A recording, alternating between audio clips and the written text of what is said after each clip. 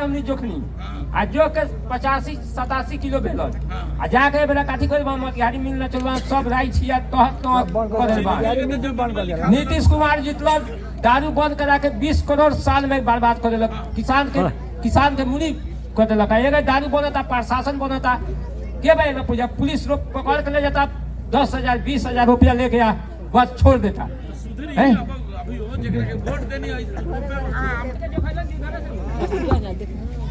नमस्कार।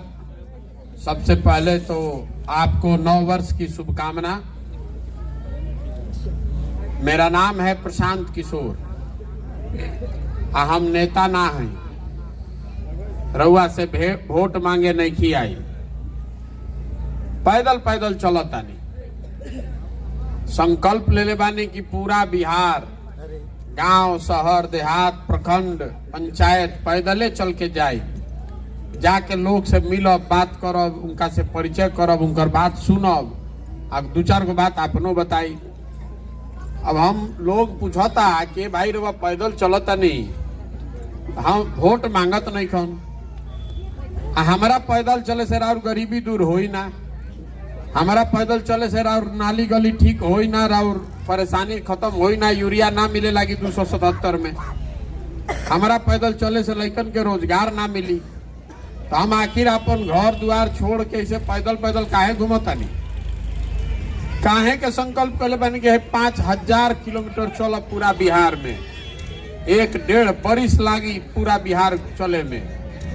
तो हम अपन घर द्वार छोड़ के पैदल पैदल काहे के चलतानी?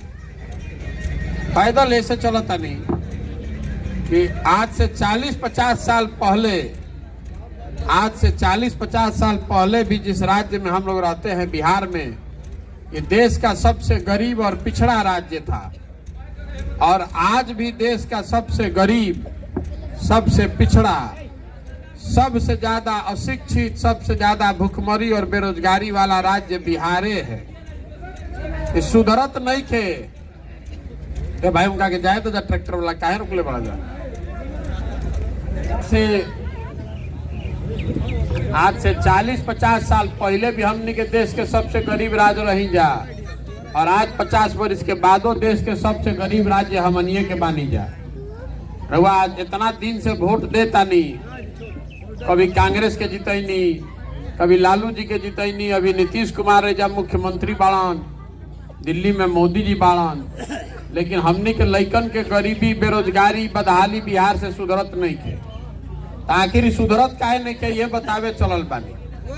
देखिए 5 वर्ष आदमी बिहार में जहाँ वह चल जाई वो बतियावत कि बिहार में कितना दिक्कत बा आदमी के। अभी एगो रउए बीच से खड़ा होके बतैला हमन कि राधा मोहन जी के नाम लेके बतावत रहन कि इनका के चांदी के सिक्का से हमने के तौलनी आ जा, चांदी के सिक्का से तौलनी है चाहे ना तौलनी, आदमी वोट दे के सोना के तिजोरी में तो बैठाइए देता। इतना आदमी सब बतियावत बैठ के भाई बिहार में इतना भ्रष्टाचार बा, सड़क नहीं के, लइकन के पढ़े के व्यवस्था नहीं के, कोई के रोजगार नहीं के, किसानी खेती किसानी करे वाला के फसल 2000 के धान रुपया 1500 में बेचता नहीं, यूरिया 277 के 200-800 में मिलता। तो सब बात रउआ पहले ही से मालूम बा, तो हम रउआ के नया का बताई? रउआ तो पहले से मालूम बा, एकरा के सुधारत काहे नहीं की? हम रउआ के बतावता नहीं कि काहे नहीं के सुधारत। मालूम रउआ सब बा, लेकिन जहिया वोट होता वो दिन ही सब बात भुला जाता। बिहार में वोट के दिन आदमी के याद नहीं के रहत कि हमार लड़का पढ़त नहीं के, वो दिन याद ना पड़ी कि यूरिया ना मिलल रहे, वो दिन याद ना रही कि 2050 के धान 1400 में बेचले रहे, वो दिन तक खाली उतने याद बा कि हमार जात का बा, हमार जात के खड़ा बा, चलो ओकरा के वोट दे दिया।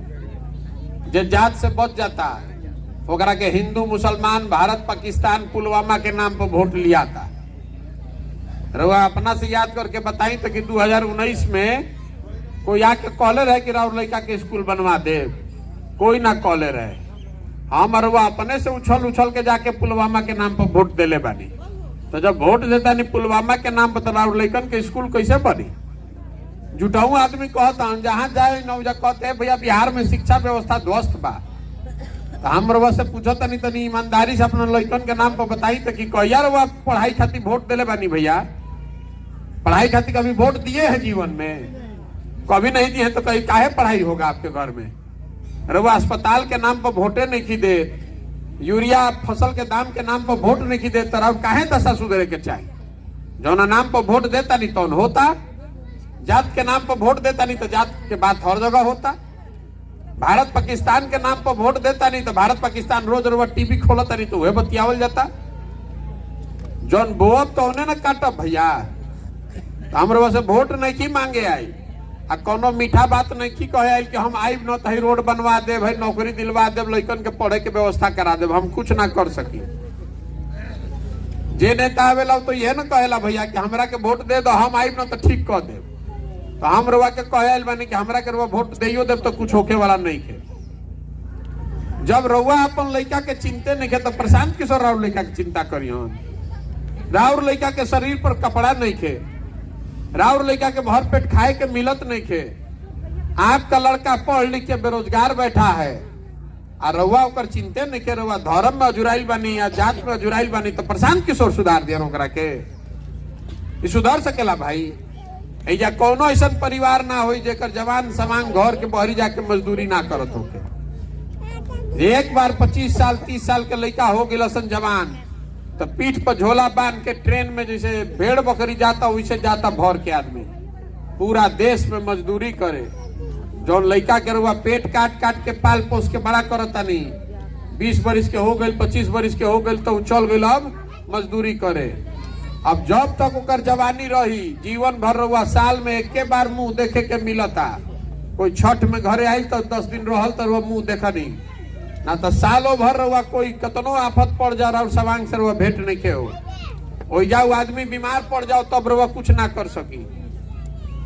ओइजा जे काम करे जाता बहरी बिहार के आदमी, उस छोटा छोटा कमरा में 4 गो 5 गो लड़का रहतड़न, 12 घंटा 14 घंटा ओवर टाइम करता।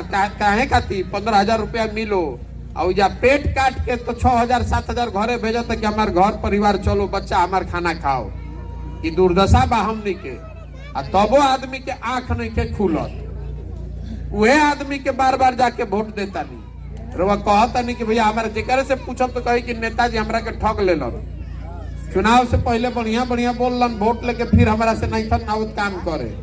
हम रुआ से पूछता नहीं कि आपको कोई एक बार न ठगेगा, 2 बार ठगेगा? ऐसा कैसे बाकी 5-5 बार से रुआ के नेता ठगता?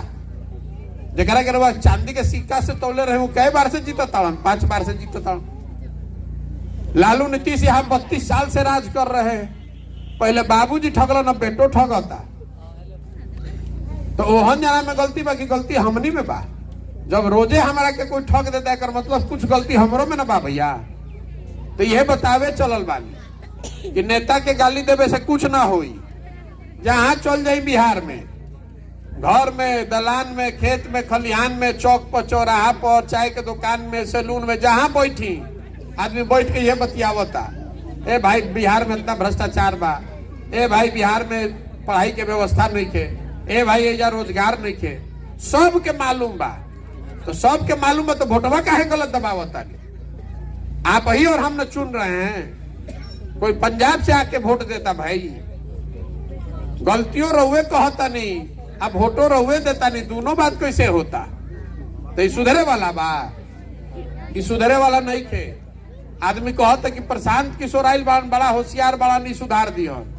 हम आपको कह रहे हैं कि एगो प्रशांत किशोर आ जाए कि 10 गो प्रशांत किशोर नहीं सुधरने वाला है। जब तक यहाँ की जनता नहीं समझेगी, आप नहीं समझिएगा, ये सुधरे वाला बा। जब रउआ अपन लड़का के चिंता नहीं तो प्रशांत किशोर राउर लड़का की चिंता करियन। राउर लड़का आधा पेट खैला सुतता और जात के धर्म का इतना नशा घुस गई बा रउआ नस में कि लौकते नहीं खे रउआ। कैसे दशा सुधरी? ये नेता ऐसा लौक जाता कुर्ता पजामा पहन के, आदमी चल घेर लेता। ए भैया है तनी हमारे नाली गली देखी न बनवा दी, ए भैया इंदिरा आवास नहीं खे मिलत, ए भैया अनाज नहीं खे मिलत। अरे बाबा साहब अम्बेडकर ने, गांधी जी ने आपको अधिकार दिया है, जिसका बटन आप दबाते हैं वही राजा बनता है, वही मुखिया बनता है। तो जो राजा बना रहा है उसको यहाँ पर भिखारी बना दिया गया। और जिसको आप राजा बना रहे हो हेलीकॉप्टर पर घूमता होकर लड़का हेलीकॉप्टर पर घूमता रहो, ऐसे मुंह उठा के देखता। ये दुर्दशा बा जमीन के। अब फिर भी आदमी यहाँ जग नहीं रहा है, फिर भी वही जात के नाम पर दे रहा है। तो नेतों को मालूम है, हम रोडवा पर चलते हैं तो आदमी कहते कि भैया अब की हाली यूरिया में बड़ा दिक्कत भइल बा, अब की हाली ना गलती कल जाए। अरे भाई जहिया वोट हो न तो दिन कोई के यूरिया याद ना रही, कोई कुशवाहा हो जाए, कोई पंडित हो जाए, कोई यादव हो जाए, कोई तुरहा हो जाए, कोई दलित हो जाए, कोई मुसलमान हो जाए, फिर सबको कनिए के वोट मिल जाए। मिली कि ना रे भाई? हमनी के एक दिन आज दिक्कत भइल बा खाद के, रवा तो हर दिन एगो दिक्कत रवा सामना करता नहीं, हर दिन रवा जब परेशानी बा, हर दिन गरीबी से आप जूझ रहे हैं, फिर भी आपका आंख नहीं खुल रहा है। यही से पैदल चलता नहीं, हाथ जोड़ता नहीं आदमी के, वोट नहीं मांगो, हाथ जोड़ता नहीं। अरे भाई अपना नहीं तो कम से कम अपने बच्चों के चेहरा को देखिए, और नहीं तो जिस गरीबी बदहाली में आपका जिंदगी बीता है, इसी में आने वाले पीढ़ी और बच्चों का भी जिंदगी बीतेगा। कोई नहीं सुधार सकता है बिहार। राउर लड़का खैला बिना मरता, वो कर रहा चिंता नहीं करत, तो दूसर नेता राउर लड़का के चिंता करी। लालू जी के लड़का देखी, लालू जी अपन चिंता करता लड़का के। हमारे लड़का 10वां नहीं के पास के लिए तब वो मुख्यमंत्री बने के चाहे, बनो भाई, हमने क्या दिक्कत बजे करे कि जनता वोट दे दी बन जाए। दिक्कत इससे नहीं है कि लालू जी का लड़का 10वां नहीं पास है और मुख्यमंत्री बनना चाहता है। दिक्कत इससे है कि आपका लड़का बीए कर लिया, एमए कर लिया, ओकरा चपरासियों के नौकरी नहीं मिलता, रहुआ ओकर फिक्र कहाँ बा? रहुआ तो पहले पुलवामा को वोट देवे गइल बानी, तो सुधरे वाला बा? तो बतावे चलल बानी, जगिए, अपने नहीं तो अपने बच्चों के लिए जगिए, नहीं तो ये आपकी दुर्दशा नहीं सुधरेगी। नेता आपको हर बार आएगा, ठगेगा, और आप किसी तरह गरीबी में, बदहाली में, अशिक्षा में आपका जीवन बीतेगा। यही से पैदल चलता नहीं। तो आदमी कहता कि भैया ये तो बुझाता बिहार में विकल्प न नहीं थे, दुए गो दल बा, आ दोनों एगो नागनाथ एगो सांपनाथ के करा के वोट दिहल जाओ, जे करे के देता नहीं जाओ, वह ठगता।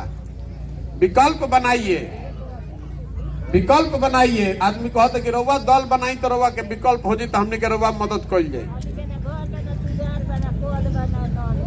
ठीक, घर द्वार नहीं के ना, आगे भी ना हुई, बुझाता ना, आगे 20 बरिस ना हुई। रउआ नेतन से बढ़िया बढ़िया झूठ बात सुने की आदत लाग गई बा। जीवन में 5 बार वोट दिए हैं, तो घर के लिए कभी वोट दिए हैं? पूछता नहीं काहे वोट दिल रही। तो आदमी कहता है भैया गौवा वाला सब देते हम तो हम दे देनी, तो गौवा वाला जाके सब कुआं में गिरत रहते, वो गिर जाए जाके वही में, तो फिर काहे रोता नहीं, बाप बाप करता नहीं भाई? काहे कभी घर खाती देनी है कि हम अपन वोट तब देव हमारे घर बनाई? वो नहीं मिली, रवा जल नहीं के तब रवा जात के नशा बा न। कोई 500 रुपया देता रहा और वोट लेके चल जाता। 500 रुपया पर वो वोट देता नहीं, तो नहीं क्या बुझात कि 500 रुपया में वोट दे नहीं तो 1.5 लाख के इंदिरा आवास गई।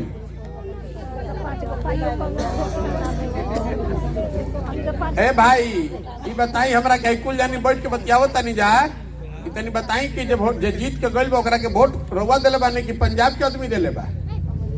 के देले बा वोट? काहे देले बानी वोट? आज एक बार न तो मारी, एक बार न मारी तो एक खाली मरलस तो जान गई, तो दूसरा बार फिर काहे देनी?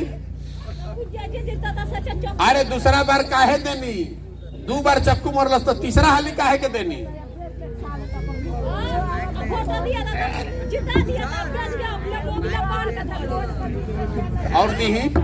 और दीही वोट फिर बेचाई ना, दी तबे ना बुझाई, ना दे तो और रोकने के राजे बा।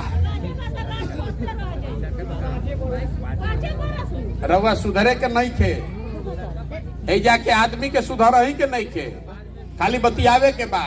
हमरा कहनी है ना कि बिहार में रउआ जहाँ चल जाई 4 गो आदमी बैठ के गलचौर करता, बतियावे के कह दी तो दुनिया भर के बात बतिया दिया, कमवा ना करी, तो काहे वोट देनी बानी ओकरा के?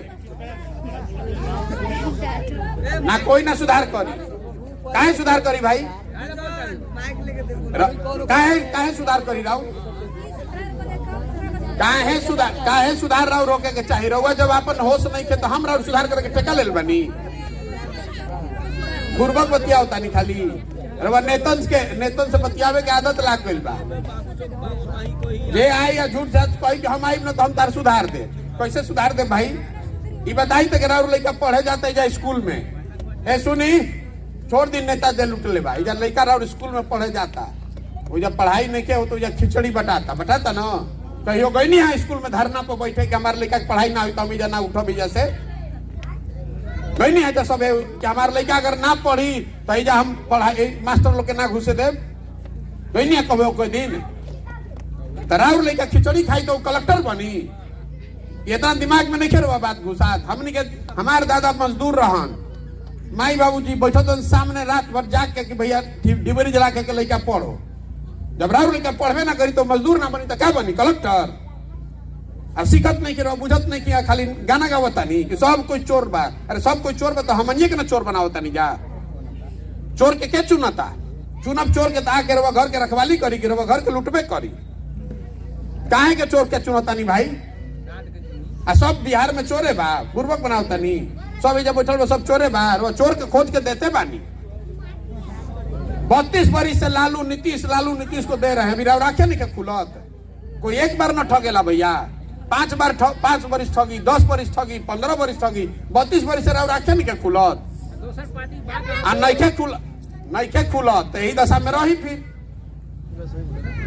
यही दशा में रही आपको अपने बच्चे का चिंता ही नहीं है तो हमको उसके बच्चे का आपके बच्चे का चिंता होगा हम ऐसे नहीं किया कि वोट हमारा रवा चाहिए वोट हमारा के मत दे तो दम मत दिखाई कि हम वोट ना दे हमारा वोट ना चाहिए हम अपन घर द्वार सब छोड़ के अपन रुपया लगा के कोई के 1 रुपया चायो ना पी गाँव पैदल जाता नहीं सिखावे के कोशिश करता नहीं हाथ जोड़ता नहीं कि लइकन के देखा जा अपना और जिंदगी हमारी जिंदगी तो आधा बीत गई अब लइकन के देखी ना तो लइको यही जिंदगी में मजदूरी करत बीती ओकनी के समय कोई ना सुधार सकी रहुआ घर के सामान भरी रहता साल भर बताई दे जब कोई पंजाब से आके मजदूरी करता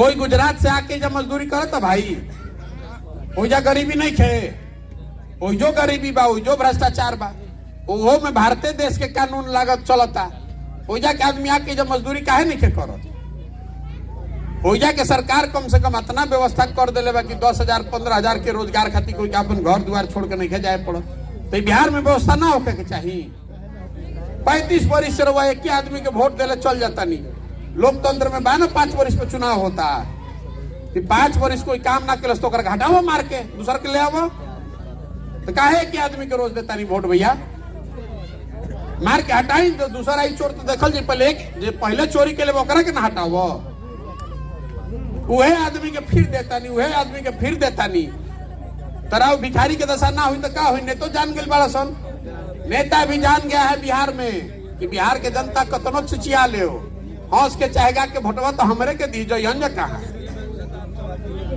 तो सुधरी कबो संकल्प लीजिए सुनी संकल्प ली कि मेरा बच्चा मजदूर नहीं बनेगा उसको पढ़ाएंगे और वोट उसको देंगे जो हमारे बच्चों को पढ़ने का व्यवस्था करेगा वोट उसको देंगे जो हमारे घर के सामान को बाहर से बुलाकर यहाँ रोजगार देगा तब न सुधरी बिहार के आदमी संकल्प ली तब न सुधरी बात जितना आदमी खाली महिला संकल्प ले खाली महिला लोग संकल्प ले कि जे वोट ओकरे के दे हमनी के सामान के ला के से रोजगार दिलाओ तो 50 को वोट तराव रे बा आदमी कहते है भैया हम गरीब आदमी अकेले क्या करी हे भैया तो गरीबे आदमी के एके वोट बा टाटा बिरला के भी एके वोट बा आ गरीब आदमी के संख्या ज्यादा बा तो केकर ताकत ज्यादा बोले आप हनुमान हैं आपको अपनी शक्ति भूल गई है रवा में समुंदर फाने के ताकत बा रवा शक्ति भुला गई बा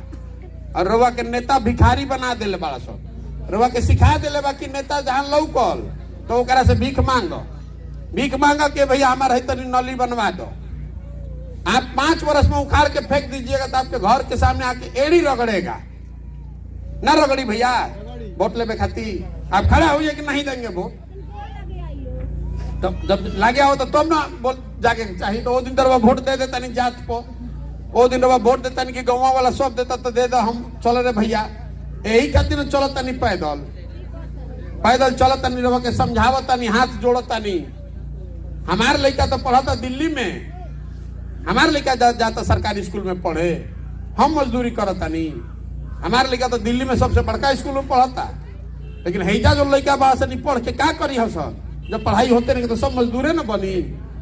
हमारे दादा मजदूर रहन, बाबूजी के पढ़ैलन तब न डॉक्टर हो गए, तब न हम खड़ा होके बोलता नहीं। और राउर लड़का जब पढ़बे ना करी तो मजदूर ना बनी तो डॉक्टर इंजीनियर कलेक्टर बनी। तो चिंता रुआ होके के चाहिए ना भाई, चिंता होके के चाहिए कि ना होके के चाहिए। रउआ चिंता नहीं हो तो हम आके एकरा के सुधार दे। जब रउआ चिंता आयन के जब वोट होता तो कदे भाई चलो अपना जात के चलो चलो सब लोग दे दो जब वोटो करे के।